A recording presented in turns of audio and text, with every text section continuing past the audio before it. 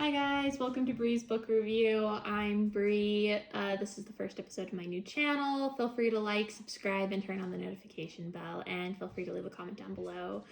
In this channel, I'll be reviewing 5 to 10 books a week, just quick little short reviews to give you an idea of great reads that you shouldn't miss out on. The Anteater of Death by Betty Webb is a great mystery series. It's about a zoologist, and in the first book, she attempts to prove that the anteater did not kill the man who was found in her enclosure. And it's got lots of wonderful twists and turns. It's got a great plot. The writing is phenomenal. And fun fact, I looked up the author on the internet, and according to Google, she's 100 years old, which is crazy. Her Orc King by Zoe Ashwood. Zoe Ashwood is one of my favorite up-and-coming fantasy authors. She writes a lot of fantasy erotica, so if you're not into steamy sex scenes, this book is not for you. If you are into that, though, this is a great read, a part of a great series. It's got 4 books in it, and the 5th is coming out in December, so I highly recommend. It Takes a Witch by Heather Blake is a charming series. I believe there are 8 books in the series, and it is finished, so you can totally binge this one if you want to. It takes place in this adorable made-up town where witchcraft is real, but not like what we're used to reading about. There are different branches of magic, like wish crafting and broom crafters, and it's just wonderfully woven. And this is also a little cozy murder mystery with talking familiars and just amazing writing, absolutely phenomenal. The Whispering Dead by Darcy Coates. Darcy Coates is an author I just recently discovered this year, and she has fast become my favorite horror author. She writes primarily what I would call light horror. So if you're like me and a big chicken, these books aren't going to keep you up at night. They're not going to give you nightmares. In this series, a woman wakes up being hunted by a bunch of strange men in the forest, and she has no memories. So she seeks refuge with this adorable old priest, and he makes her the caretaker of the graveyard, where she discovers she can talk to the dead. And the series is about helping them move on from their past griefs and solving modern day mysteries. This has 3 books in it, and the 4th one comes out in February. Would highly recommend her as an author. The Paper Magician by Charlie N. Holmberg is another magical book. This takes place in more of like a almost like Victorian meets Industrial Revolution era, with a little bit of magic thrown in. And in this world, magic is really ensconced in the world around us. Like the book says, there are paper magicians, there are magicians that work with water and metal. And when you graduate from school, you get an apprenticeship where you bind yourself to a type of magic.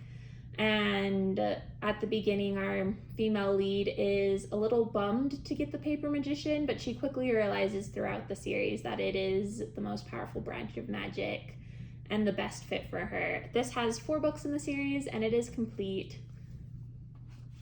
The Other Schindlers by Angus Grunwald Spear, with a foreword by Martin Gilbert. This is a nonfiction book that takes place during World War II. The book centers a lot on people similar to what the Schindler's List, the movie, is about, but these are real people. It's got amazing stories. It gives people's different reasonings, like some of them had family who were Jewish, someone had married into the Jewish religion, and some of them had coworkers, friends, family. So it's really amazing. It's got pictures of the people who not only hid the Jews, but also like some of the Jews themselves. Like here you can see this was like a really famous actress of the time, and she used to hide Jewish families in this like secret alcove she hid in her house. So really great book, gives you faith in humanity, like just absolutely incredible. Trixie Beldon is one of my all-time favorite children's book series. There are 39 in the series, and they first started being published in the 1940s, so they're older. It's Nancy Drew, but for younger readers. It's got really amazing artwork in the book. The plot is delightful. The characters just feel so real. Like, even though these books were written for children decades ago, they're still like really relevant today, and as a reader I can find myself in her characters, what I was like as a child, and what childish characteristics that I still like to hold on to today, like the playfulness, the loyalty. So overall, a great read. I've never met anybody who has read this series that hasn't enjoyed it. So what's interesting about this one is the first 6 books were written by Ginny Campbell, but then the rest of the series was actually written by various authors of the time underneath the pseudonym Catherine Kenny, which is just so interesting because the books just flow seamlessly one into the other, and you can't even tell that they're written by different authors, which is amazing. Hidden Valley Road by Robert Kolker is also a nonfiction book. This is about a family of 12 set in the 1940s. This family, like I said, had 12 kids. 6 of them ended up being diagnosed with schizophrenia in a time when mental health practices were not at their best. There wasn't like a lot of understanding surrounding mental health. A lot of people thought that like they could be cured or that they just didn't exist. So it's really interesting listening to the story of this family, not just the kids who were diagnosed with schizophrenia, but the kids who were growing up in this household with siblings suffering from schizophrenia at the time. Very interesting. The family itself was really intriguing. Like I said, it takes place in the 1940s. So some of the parenting practices and mental health practices are really old and can be a little bit frustrating.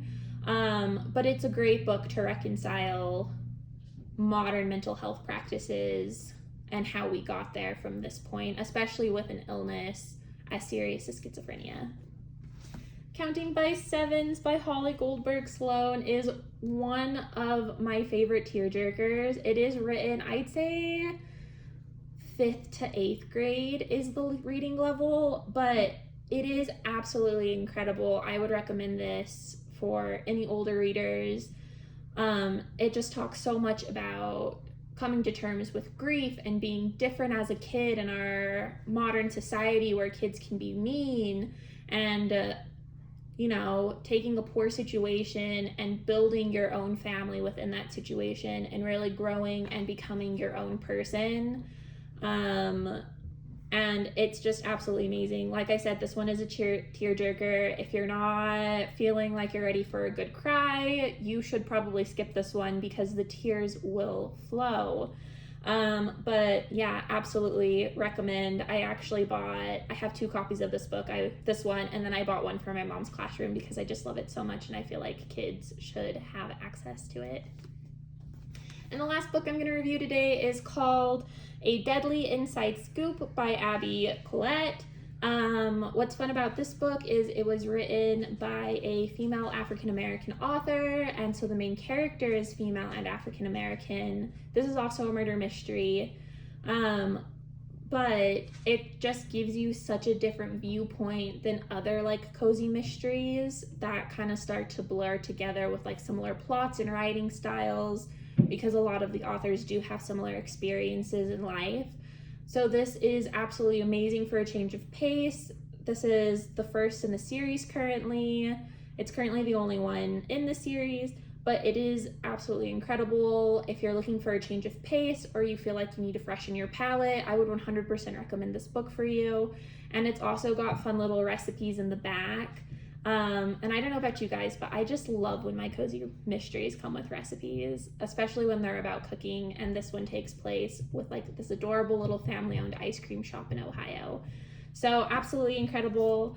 That's it. That's all the books I'm going to review this week. I'll be back next week with more.